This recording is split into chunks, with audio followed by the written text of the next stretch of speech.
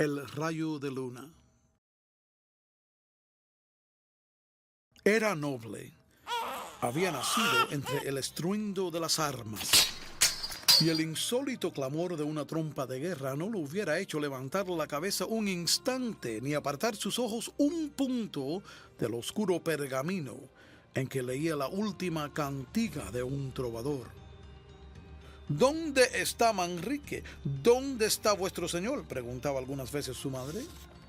No sabemos, respondían sus servidores. ¿Acaso estará en el claustro del monasterio de la Peña, sentado al borde de una tumba, prestando oído a ver si sorprende alguna palabra de la conversación de los muertos?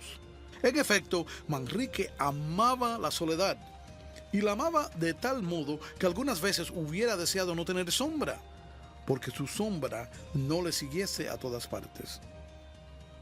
Amaba la soledad porque en su seno, dando rienda suelta a la imaginación, forjaba un mundo fantástico, habitado por extrañas creaciones, hijas de sus delirios y sus ensueños de poeta, tanto que nunca le habían satisfecho las formas en que pudiera encerrar sus pensamientos, y nunca los había encerrado al escribirlos.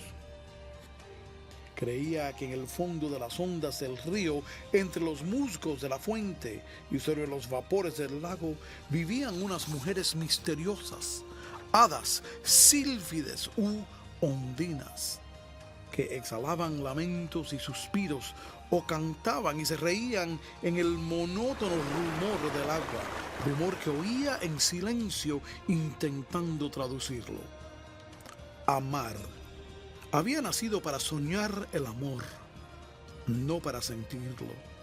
Amaba a todas las mujeres un instante, a esta porque era rubia, a aquella porque tenía los labios rojos, a la otra porque se cimbreaba al andar como un junco. Algunas veces llegaba su delirio hasta el punto de quedarse una noche entera mirando a la luna, que flotaba en el cielo entre un vapor de plata, o a las estrellas que temblaban a lo lejos como los cambiantes de las piedras preciosas.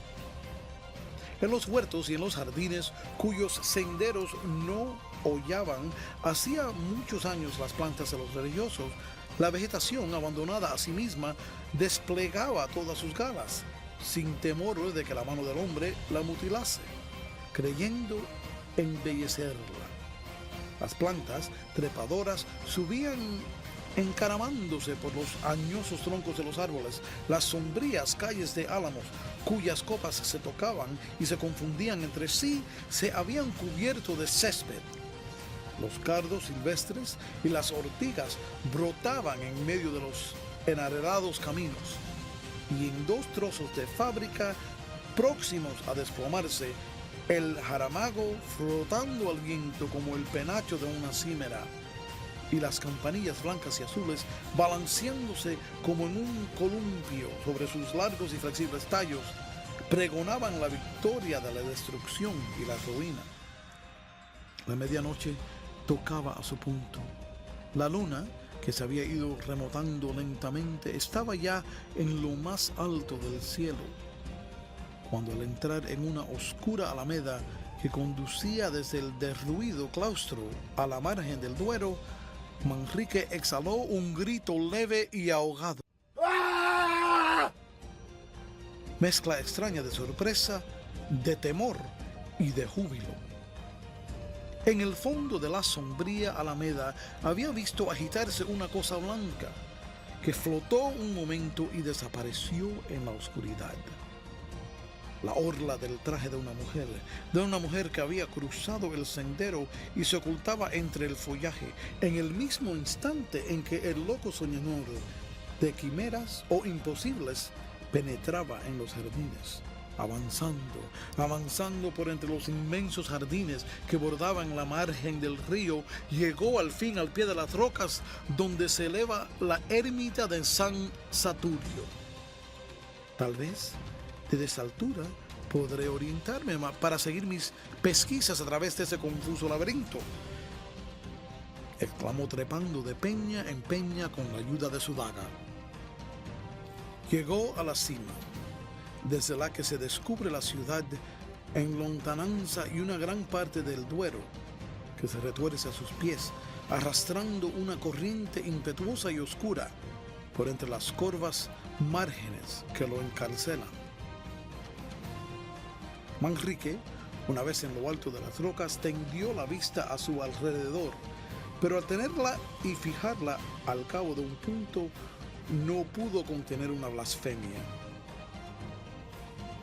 La luz de la luna rielaba chispeando en la estela que dejaba en pos de sí una barca que se dirigía a todo remo a la orilla opuesta.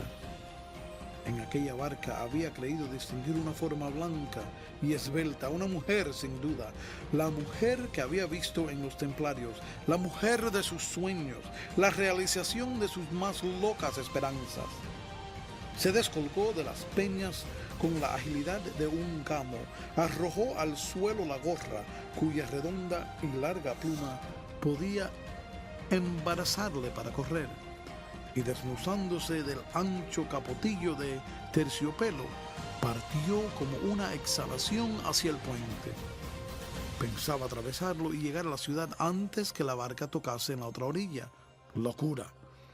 Cuando Manrique llegó, jadeante y cubierto de sudor a la entrada, ya los que habían atravesado el Duero por la parte de San Saturio entraban en Soria por una de las puertas del muro, que en aquel tiempo llegaba hasta la margen del río, en cuyas aguas se retrataban sus pardas almenas.